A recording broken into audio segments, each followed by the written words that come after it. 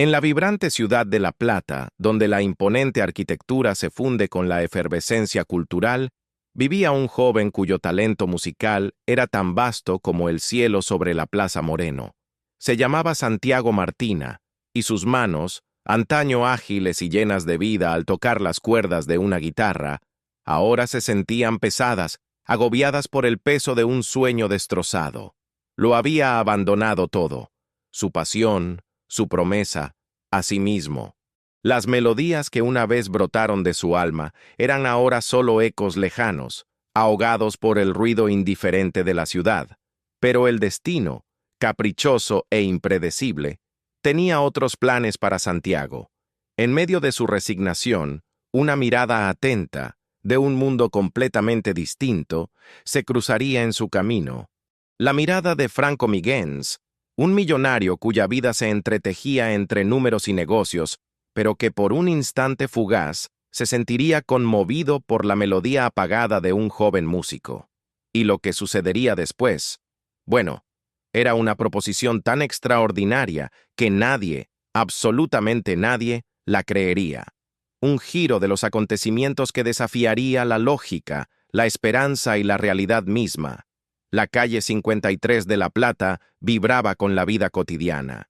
Autos apresurados, voces mezcladas en un zumbido constante, el aroma del café y las promesas de un nuevo día.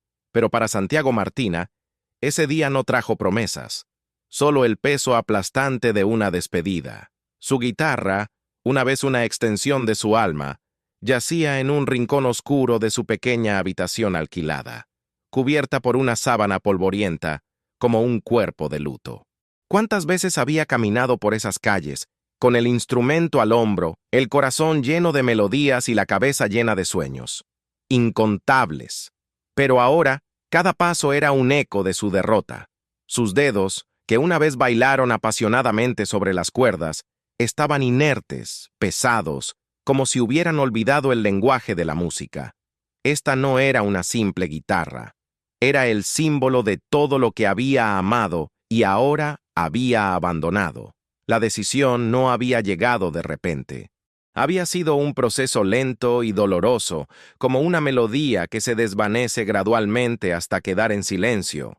Las puertas cerradas, los no, cada vez más numerosos, las promesas vacías y, sobre todo, el hambre. El hambre de reconocimiento, el hambre de un escenario, el hambre literal que le oprimía el estómago y le recordaba la cruda realidad. El arte, había aprendido, no pagaba las cuentas, ni en su mundo, ni en su La Plata.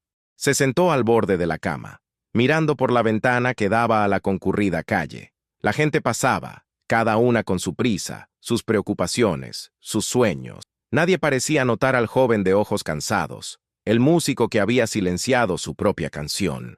A nadie le importó el último acorde que había tocado, un acorde de despedida, de rendición. ¿Había sido demasiado ingenuo? ¿Era el sueño solo una cruel ilusión, destinada a ser aplastada por la realidad? El dolor de la pérdida era palpable, un nudo en la garganta que le impedía emitir cualquier sonido. No era solo música lo que abandonaba, era una parte de sí mismo, la esencia de quien era. Y en ese silencio, en la soledad de su habitación, Santiago Martina sintió que lo había perdido todo. Antes de que el silencio se apoderara de él, la vida de Santiago Martina era una sinfonía. Desde pequeño, en la modesta casa de sus padres en las afueras de La Plata, la música fue su refugio, su patio de recreo, su destino.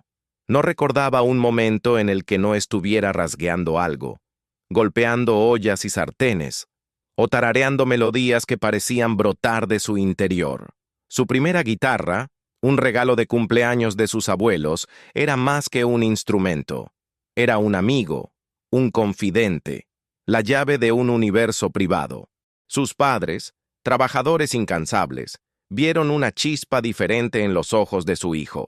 No era solo una afición de la infancia, era una vocación. Se esforzaron al máximo, haciendo sacrificios que Santiago solo comprendería años después, para que pudiera tomar clases, para que su guitarra estuviera siempre en buen estado, para que pudiera participar en pequeños festivales y funciones escolares. «Tienes un don, hijo mío», le decía su madre con los ojos llenos de orgullo. «Que nadie te diga lo contrario». Y él creyó. Creyó con la fuerza de su juventud y la pureza de su talento. Las promesas de un futuro brillante parecían tan tangibles como las notas que tocaba en su instrumento. Los maestros elogiaban su técnica, los amigos se maravillaban de su habilidad compositiva, y el público, incluso el más pequeño, aplaudía con entusiasmo en cada actuación. Santiago soñaba con grandes escenarios, con la emoción de ver a miles de personas cantar sus letras, con la libertad de vivir de su arte. Pero, como tantas melodías que empiezan con un tono vibrante y terminan en un lamento, la realidad empezó a imponerse. La escuela de música era cara, las oportunidades escasas y el mercado implacable.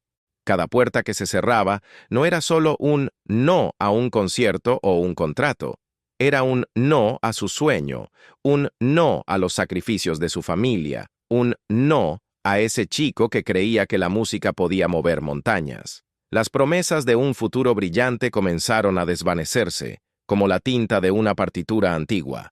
El brillo en los ojos de su madre, antaño un faro, ahora parecía un espejo que reflejaba su propia decepción. Se sentía un fracaso, no solo por sí mismo, sino por todos los que habían creído en él, y así los ecos de un sueño roto se convirtieron en la banda sonora de su vida. Una triste melodía que lo acompañó a cada paso, a cada respiración, hasta el día en que la guitarra fue tapada y el silencio finalmente se hizo. La calle 53, otrora el escenario de sus sueños, era ahora una calle más, y Santiago, que alguna vez se había imaginado ser el centro de atención, se había convertido en parte del paisaje, un elemento invisible en la agitada rutina de La Plata. Su guitarra, aunque aún presente, era una carga, un recordatorio constante de lo que había perdido. Ya no tocaba por pasión, sino por necesidad, por unos pocos centavos que apenas cubrían el alquiler de una pequeña habitación y la comida más básica. El sol salía y se ponía, pintando el cielo platense con colores que alguna vez habría transformado en canciones. Ahora, eran meros marcadores del tiempo, anunciando otro día de indiferencia. La gente pasaba, algunos lanzando miradas fugaces, otros apartando la vista, la mayoría sin siquiera notar su presencia. Era el músico callejero, uno entre tantos, su melancólica melodía se perdía en el bullicio de la ciudad. Su voz, antes vibrante y llena de promesas, era ahora un susurro ronco, desgastado por el frío y el abandono. Las letras que cantaba eran las mismas de siempre, pero el sentimiento que las inspiraba había cambiado. Ya no existía la esperanza de ser descubierto, la alegría de compartir su arte. Solo había resignación, la aceptación de un destino que creía inevitable. Con cada moneda que caía en su estuche, una mezcla de gratitud y humillación lo invadía. Gratitud por la ayuda, humillación por depender de ella. Recordaba los cálidos aplausos, los elogios sinceros, la sensación de que su música realmente conmovía a la gente. Ahora los aplausos eran escasos, y las miradas, casi siempre, eran de lástima. La invisibilidad era su mayor tormento. No ser visto, no ser escuchado, no ser reconocido. Era como si su existencia se hubiera borrado, reducida a una sombra que se movía por las calles, cargando con el fantasma de un talento que ya nadie parecía valorar. Se preguntaba si alguien, en algún lugar, aún recordaba al Santiago que soñaba en grande, al músico que prometía encantar al mundo. La respuesta, temía, era un silencio tan profundo como el que se había instalado en su propia alma. Mientras Santiago Martina se perdía en la invisibilidad de las calles de La Plata, en un universo paralelo de relucientes rascacielos y modernas oficinas de diseño, Franco Miguens gobernaba su imperio. Franco no era solo un millonario, era un visionario, un magnate inmobiliario cuyo nombre era sinónimo de éxito e innovación en la ciudad.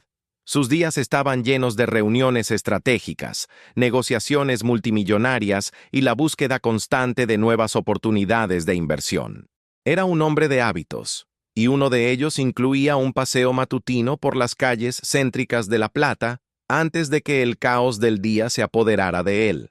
No era solo ejercicio, era un momento de observación, de absorber la energía de la ciudad que él mismo contribuía a moldear. Franco poseía una perspicacia poco común, una capacidad para ver más allá de lo superficial, para identificar patrones y potencial donde otros solo veían lo ordinario. Esta fue la clave de su éxito empresarial y sin que él lo supiera, sería la clave de un encuentro que cambiaría más de una vida. Esa mañana en particular, el aire era fresco y la ciudad comenzaba a despertar. Franco caminaba por la calle 53, absorto en sus pensamientos, cuando un sonido, apenas audible entre el creciente bullicio, captó su atención. No era una melodía vibrante ni una canción alegre. Era algo más sutil, un lamento apagado que parecía provenir de una guitarra. No se detuvo de inmediato. Su mente analítica intentó ignorarlo, descartándolo como un simple músico callejero. Pero había algo diferente. Una disonancia, una tristeza tan profunda en esas notas que parecía cortar el aire. Franco, acostumbrado a descifrar complejos informes financieros, se sintió inexplicablemente atraído por esa melodía rota. Disminuyó el paso, y su mirada, acostumbrada a detectar detalles cruciales en diseños arquitectónicos, se fijó en un joven sentado en un banco, con una guitarra en el regazo. Santiago. No lo conocía, pero la imagen del joven, con la cabeza gacha y los dedos vacilantes sobre las cuerdas, transmitía una historia de dolor y rendición que Franco, en su burbuja de éxito, rara vez conocía. La mayoría de la gente pasaba por Santiago sin siquiera mirarlo, o con una fugaz mirada de compasión. Pero Franco Miguens no era la mayoría. No solo veía a un músico callejero, sino la sombra de un talento, la melancolía de un espíritu herido. Había algo en la postura de Santiago, en la forma en que sostenía la guitarra, incluso sin tocarla con convicción, que gritaba una historia no contada. Y Franco, por un momento, sintió una curiosidad que trascendía los negocios, la intuición de que había algo más allí, algo que merecía la pena ver, que merecía la pena escuchar. Franco Miguens no era un hombre impulsivo. Cada decisión en su vida, personal o profesional, era calculada, meditada, basada en datos y análisis. Pero allí, a una distancia prudencial, observando al joven músico, sintió algo que rara vez experimentaba. Una curiosidad que trascendía la lógica. Sabía que allí había una historia, y su intuición, infalible en los negocios, le susurraba que esa historia era importante. Observó a Santiago durante unos minutos, sin que el joven se diera cuenta. Su postura era encorvada, con la guitarra sobre el regazo como un escudo, la mirada perdida en el asfalto. Era la imagen de la resignación.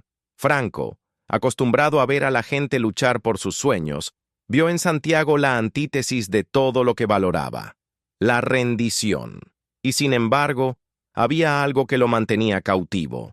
De repente, Santiago levantó la cabeza, no para mirar a la multitud, sino al cielo gris de La Plata, como buscando una respuesta en las nubes que pasaban indiferentes. Un profundo suspiro escapó de sus labios, y entonces, casi sin querer, sus dedos tocaron las cuerdas de su guitarra. No era una canción completa, ni una melodía ensayada.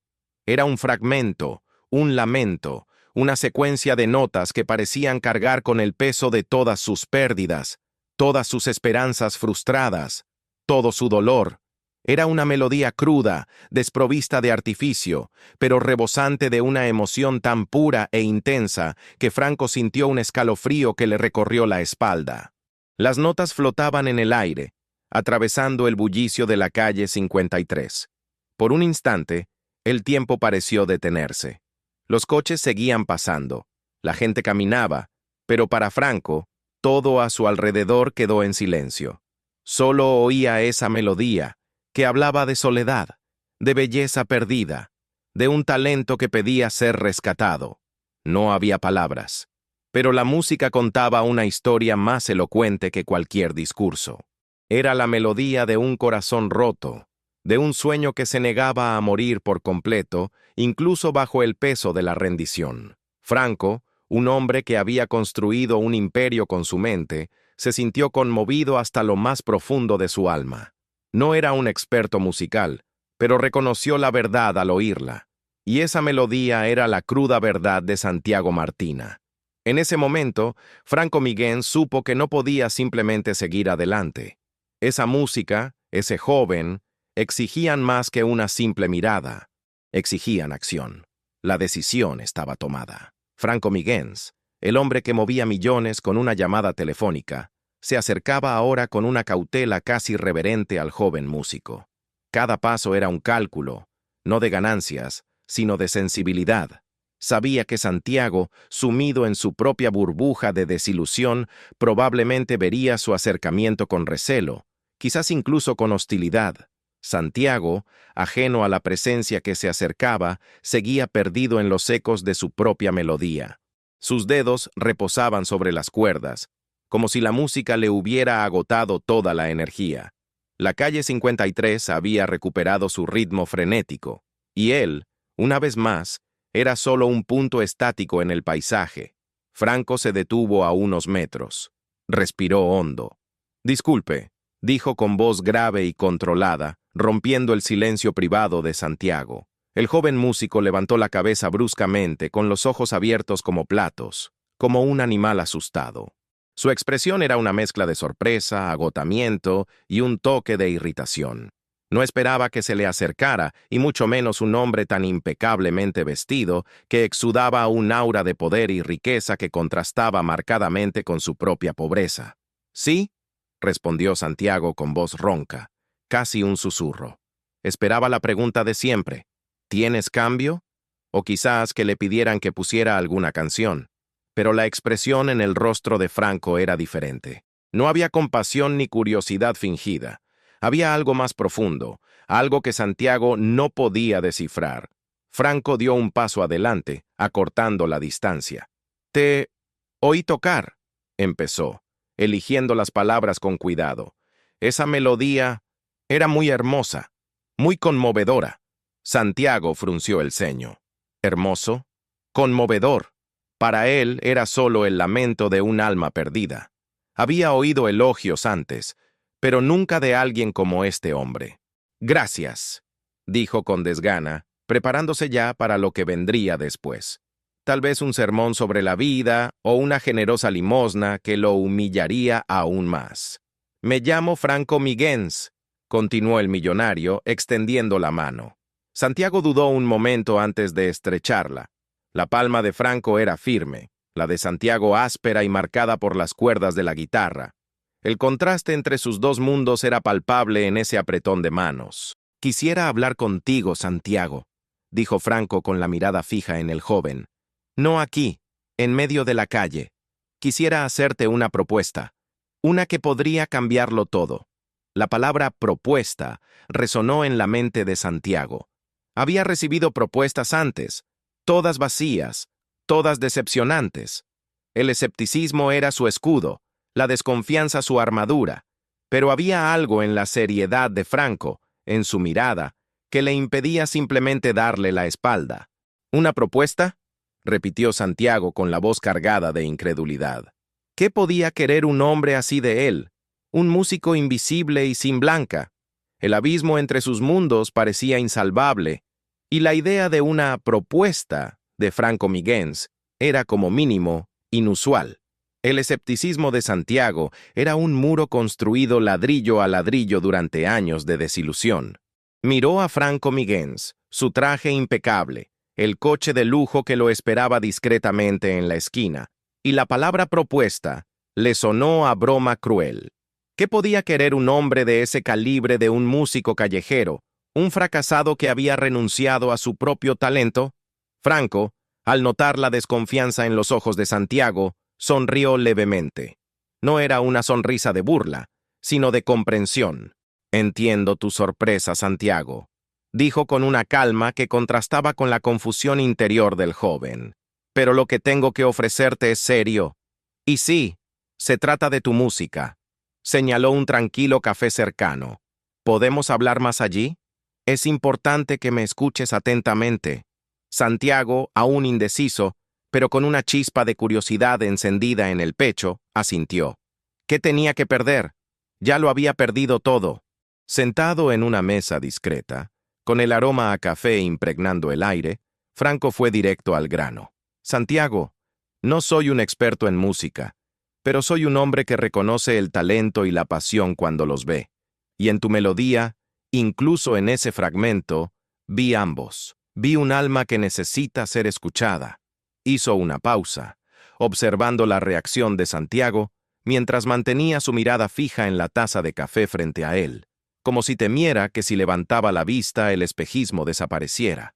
Mi empresa está a punto de lanzar un gran proyecto inmobiliario aquí en La Plata, continuó Franco. Un complejo cultural y residencial que será un referente para la ciudad. Y quiero que seas la voz, el alma musical de este proyecto. Santiago finalmente levantó la vista, con una mezcla de sorpresa e incredulidad. ¿Yo? Pero solo soy un músico callejero. Ya ni siquiera toco bien. Franco negó con la cabeza. No se trata de lo que eres ahora, Santiago, sino de lo que puedes llegar a ser. Quiero que compongas y grabes la banda sonora original de todo el complejo. Quiero que tu música sea la identidad sonora del lugar. Y además, quiero que seas el curador musical de todos los eventos que se celebrarán en nuestro nuevo teatro, en nuestro auditorio. Quiero que tengas a tu disposición un estudio de vanguardia, con el mejor equipo y profesionales para ayudarte. Y, por supuesto, un contrato que garantice no solo tu estabilidad financiera, sino también la libertad creativa que siempre has anhelado. El aire se sentía enrarecido. A Santiago le daba vueltas la cabeza. ¿Banda sonora? ¿Curador musical? ¿Estudio de vanguardia? ¿Estabilidad financiera? Era como si Franco describiera una vida que había enterrado hacía tiempo, una vida que parecía imposible. Pero, ¿por qué yo?, balbuceó Santiago, con la voz entrecortada. ¿Por qué todo esto? No tengo nombre, ni contactos, ni nada. Franco sonrió, esta vez con una sonrisa genuina. Porque tienes algo que el dinero no puede comprar, Santiago, la capacidad de tocar el alma de la gente. Y creo que esa es la verdadera riqueza. No te estoy dando limosna.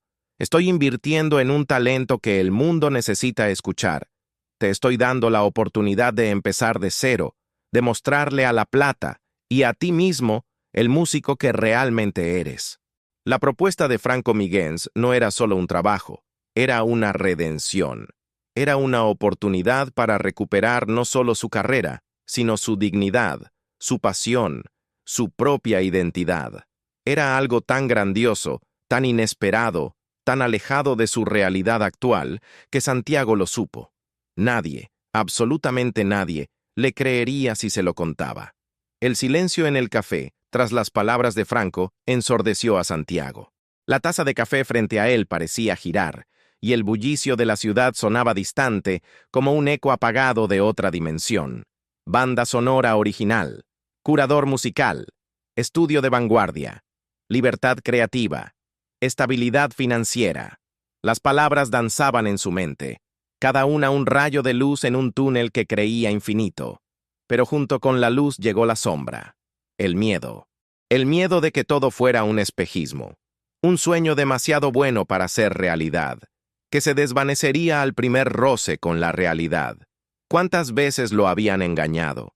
¿Cuántas promesas vacías le habían hecho? ¿Cuántas puertas se le habían cerrado en la cara, dejándolo con la amarga sensación de que su talento no era suficiente, de que él no era suficiente? Recordó los sacrificios de sus padres, el brillo en los ojos de su madre que se transformó en preocupación. Recordó a los amigos que lo animaron, pero que, con el tiempo, también guardaron silencio, aceptando que la música de Santiago podría no tener cabida en el mundo. La desilusión era una herida profunda, y la idea de reabrirla, de permitirse soñar de nuevo y, quizás, caer desde una altura aún mayor, era aterradora. Yo no sé qué decir, logró murmurar finalmente Santiago, con la voz aún ronca, pero ahora con un temblor diferente. Franco lo observó pacientemente. Lo comprendió. Sabía que no solo le ofrecía un contrato, sino la oportunidad de reconstruir una vida, de sanar heridas invisibles. No tienes que decir nada ahora, Santiago. Solo piensa. Piensa en lo que tu música significa para ti.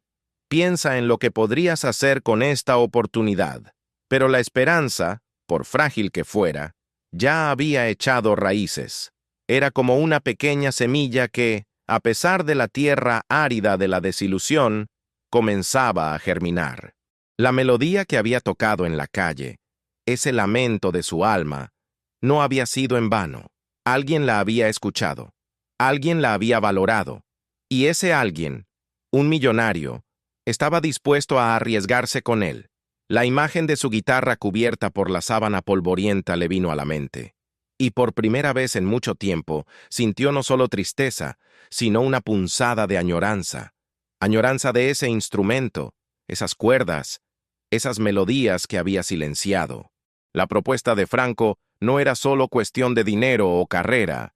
Se trataba de la posibilidad de redescubrirse a sí mismo, de recuperar la parte más esencial de su alma que había abandonado. El miedo seguía ahí, un nudo en el estómago, pero a su lado, una tenue llama de esperanza empezó a brillar, iluminando el camino hacia una decisión que podría cambiar el curso de su vida para siempre. Las horas que siguieron a la conversación con Franco Miguens fueron las más largas y tortuosas de la vida de Santiago. Regresó a su pequeña habitación, con la guitarra aún bajo la manta, e intentó procesar cada palabra, cada promesa. La propuesta era tan grandiosa, tan alejada de su realidad, que parecía una ilusión. Se preguntó, ¿lo escuché bien? ¿De verdad dijo todo eso? La mente de Santiago era un campo de batalla. A un lado, la voz de la razón, susurrando sobre los años de fracaso, las puertas cerradas, la cruda realidad de que al mundo no le importaba su música. Al otro, una voz casi olvidada, la voz del niño que soñaba, que creía que su melodía tenía un propósito. Esta voz, ahora, se alimentaba de la inesperada fe de Franco Miguens. Se acercó a la guitarra, quitó la sábana polvorienta y pulsó las cuerdas. El sonido, ligeramente desafinado, llenó la habitación. Era un sonido familiar, un sonido que había intentado olvidar, pero que ahora lo llamaba de vuelta. Recuerdos de su infancia, de los sacrificios de sus padres, de los aplausos, de las composiciones que nunca vieron la luz, todo lo inundó, y con ellos, la comprensión de que quizás esta era su última oportunidad de honrar su don, de honrar a quienes creyeron en él, de honrarse a sí mismo. Al día siguiente, con el corazón latiéndole con fuerza y las palmas sudando, Santiago llamó al número que Franco le había dado. La voz al otro lado era la misma, tranquila, segura. «Acepto», dijo Santiago, y la palabra, una vez pronunciada, liberó un peso que ni siquiera sabía que llevaba encima. Fue un salto al abismo, un acto de fe en algo que parecía imposible. Los días siguientes fueron un torbellino. Santiago se vio inmerso en un mundo que solo conocía en las películas. Reuniones con arquitectos, diseñadores e ingenieros. Vio maquetas del complejo cultural, los planos del estudio de vanguardia que sería suyo. A cada paso, la realidad de la propuesta de Franco se consolidaba, y la incredulidad de Santiago se desvaneció, dando paso a una emoción contenida. Visitó el terreno donde se construiría el complejo, un vasto terreno que algún día albergaría la materialización de un sueño. Franco estaba allí, con su ojo perspicaz, señalando detalles, explicando la visión. «Tu música será el alma de este lugar, Santiago», repitió, y esta vez Santiago le creyó. Aún quedaba un largo camino por recorrer, muchos retos por afrontar. Pero por primera vez en años, Santiago Martina sintió que ya no era invisible. Lo habían visto, escuchado y, sobre todo, creído. La melodía silenciada estaba a punto de resonar de nuevo, más fuerte y auténtica que nunca. Y la historia de cómo un millonario rescató a un músico callejero, apostando por un talento que nadie más veía, era algo que nadie creería de verdad. Aceptar la propuesta de Franco Miguens fue el primer acorde de una nueva sinfonía en la vida de Santiago. El estudio de vanguardia, prometido por Franco, no era solo un espacio físico, era un santuario, un laboratorio de ensueño donde la creatividad, hasta entonces reprimida, de Santiago por fin podía respirar. Equipos de última generación, instrumentos que solo había visto en revistas, y la libertad de experimentar sin la presión de la supervivencia. Era un universo de posibilidades. Pero la transformación de Santiago no se limitó al mundo profesional. Franco, con su habitual perspicacia, se dio cuenta de que el joven necesitaba algo más que un estudio y un contrato. Necesitaba un mentor, alguien que lo ayudara a recuperar la confianza en sí mismo que la vida había erosionado. Franco no era profesor de música, pero era un maestro en reconocer el potencial humano. Animó a Santiago a explorar nuevos géneros, colaborar con otros artistas y reconectar con la teoría musical que había descuidado. Sus conversaciones trascendieron los negocios. Franco compartió sus experiencias de vida, los desafíos que enfrentó al construir su imperio y la importancia de la resiliencia y la confianza en uno mismo. Santiago, a su vez, comenzó a abrirse, compartiendo sus inseguridades y miedos, pero también sus nuevas ideas, sus composiciones que florecieron con renovada intensidad. La confianza en sí mismo de Santiago floreció con cada nota que tocaba, con cada melodía que componía. Ya no era el músico invisible de la calle 53, era un artista en ascenso con un propósito claro. Su visión del mundo se expandió y comenzó a ver la adversidad no como barreras insuperables, sino como desafíos que superar. La música, antes una carga, volvió a ser su mayor alegría. La generosidad de Franco fue más allá de lo material. Logró que Santiago recibiera terapia psicológica, ayudándolo a superar traumas del pasado y a reconstruir su autoestima. Le presentó a personas influyentes del mundo artístico, abriéndole puertas que Santiago nunca imaginó encontrar. No fue caridad, fue una inversión en un ser humano, una apuesta por su capacidad de redención y transformación. Santiago, quien alguna vez se sintió un fracaso, ahora se veía como un modelo a seguir. Su música, antes un lamento, era ahora un himno de esperanza. Había encontrado no solo un benefactor, sino un amigo, un mentor, alguien que lo ayudó a descubrir que la vida era mucho más que simples notas musicales. Era una sinfonía de posibilidades, de nuevos comienzos, de una nueva vida. Llegó la inauguración del complejo cultural de Franco Miguens, y con ella, el momento que Santiago Martina, ni en sus sueños más locos, imaginó revivir. El teatro, una joya arquitectónica en el corazón de La Plata, estaba abarrotado. Atrás quedaron el frío de la calle, el ruido indiferente de los autos y las miradas apresuradas. Había un público ansioso, sentado en butacas de terciopelo, esperando la melodía que daría vida a este nuevo espacio. Santiago estaba entre bastidores, guitarra en mano, la misma guitarra que una vez estuvo cubierta por una sábana polvorienta. Pero ahora, ya no era una carga. Era una extensión de su nueva identidad. El nerviosismo era palpable, una sensación de mariposas en el estómago que recordaba sus primeras actuaciones, pero esta vez no era el miedo al fracaso, sino la emoción de una segunda oportunidad. Franco Miguens, impecablemente vestido de traje, pronunció un breve discurso, en el que habló sobre la visión del complejo y su importancia para el arte y la cultura como pilares de la sociedad.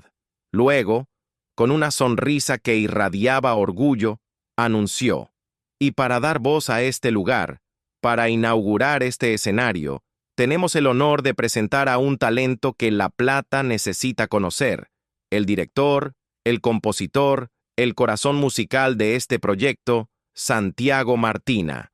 Los aplausos estallaron y Santiago caminó hacia el centro del escenario. Las luces eran tenues, pero podía sentir la energía del público. Ya no era el joven humillado, el músico invisible. Era Santiago, el artista renacido.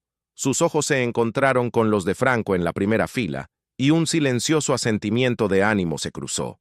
Se sentó, ajustó su guitarra, y cerró los ojos un momento. Respiró hondo y, al abrirlos, ya no había miedo, solo la música. Sus dedos, antes vacilantes, ahora bailaban con una fluidez y una pasión que creía perdidas para siempre. La melodía que había compuesto para el complejo era una fusión de sus raíces folclóricas con toques modernos, una oda a la resiliencia, la esperanza y la belleza de la vida. Cada nota era un fragmento de su viaje, el lamento de la rendición, el dolor de la invisibilidad, la chispa de la esperanza, la mano tendida de Franco, el redescubrimiento de sí mismo. La música llenó el teatro, conmoviendo el alma de cada uno de los presentes. Hubo momentos de melancolía, de reflexión, pero sobre todo, un mensaje de resiliencia, que incluso en lo más profundo de la desesperación, la belleza y la esperanza pueden florecer. Al final de la actuación, el silencio se rompió con una ovación de pie. Las lágrimas corrían por el rostro de Santiago, no de tristeza, sino de profunda gratitud, de una alegría que creía no volver a sentir. Miró a Franco, que aplaudía con una amplia sonrisa, y supo que este momento no se trataba solo de él. Se trataba de fe, de una segunda oportunidad, de la melodía que detuvo el tiempo y cambió dos vidas. Santiago Martina había regresado, no como músico callejero, sino como el maestro de su propia redención, demostrando que el verdadero arte, cuando encuentra un corazón creyente, puede mover montañas y construir imperios de esperanza. Los aplausos que resonaron en el teatro esa noche no fueron solo para la música de Santiago Martina. Fueron para la resiliencia del espíritu humano, para la fe inquebrantable de un hombre en el talento de otro, y para la melodía que, contra todo pronóstico, se negó a ser silenciada. La historia de Santiago y Franco Miguens se extendió rápidamente por La Plata y más allá, convirtiéndose en un testimonio vivo del poder de la empatía y las segundas oportunidades. Santiago no solo compuso la banda sonora del complejo cultural, se convirtió en su alma. Su música, antes un lamento solitario, ahora celebraba la vida, la resiliencia y la conexión humana. Utilizó su estudio de vanguardia no solo para sus propias creaciones, sino también para guiar a jóvenes talentos de la comunidad, ofreciéndoles la oportunidad que él casi nunca tuvo. Recordaba cada nota desafinada, cada puerta cerrada, y transformaba esos recuerdos en combustible para abrir nuevos caminos para otros. Franco Miguens, por su parte, encontró en Santiago no solo una inversión exitosa, sino un propósito que trascendía las ganancias. Ese encuentro en la calle 53 le recordó que la verdadera riqueza no se mide en números, sino en el impacto que uno puede tener en la vida de las personas. Continuó apoyando proyectos sociales y culturales, siempre con la premisa de que el talento a menudo solo necesita una oportunidad para florecer. La amistad entre el millonario y el músico callejero floreció, basada en el respeto y la admiración mutuos. Eran la prueba de que mundos aparentemente opuestos podían unirse y crear algo extraordinario. La melodía que Franco escuchó ese día no solo detuvo el tiempo, sino que lo reescribió, tejiendo una nueva narrativa para ambos. La historia de Santiago Martina y Franco Miguens se ha convertido en una sinfonía de gratitud y un legado de esperanza en La Plata. Nos enseñó que incluso en los momentos más oscuros, un gesto de bondad, un oído atento y una fe inquebrantable pueden reavivar la llama de la pasión y transformar vidas. Nos recuerda que cada persona lleva consigo una melodía única, y que a veces solo necesitamos que alguien nos ayude a encontrar nuestro ritmo. Y así, la ciudad de La Plata, que una vez vio a un músico renunciar a su sueño, ahora lo vio dirigir una orquesta de posibilidades, demostrando que la vida, como la música, es una eterna composición de nuevos comienzos, donde cada acorde, por simple que sea, puede cambiar la armonía de todo.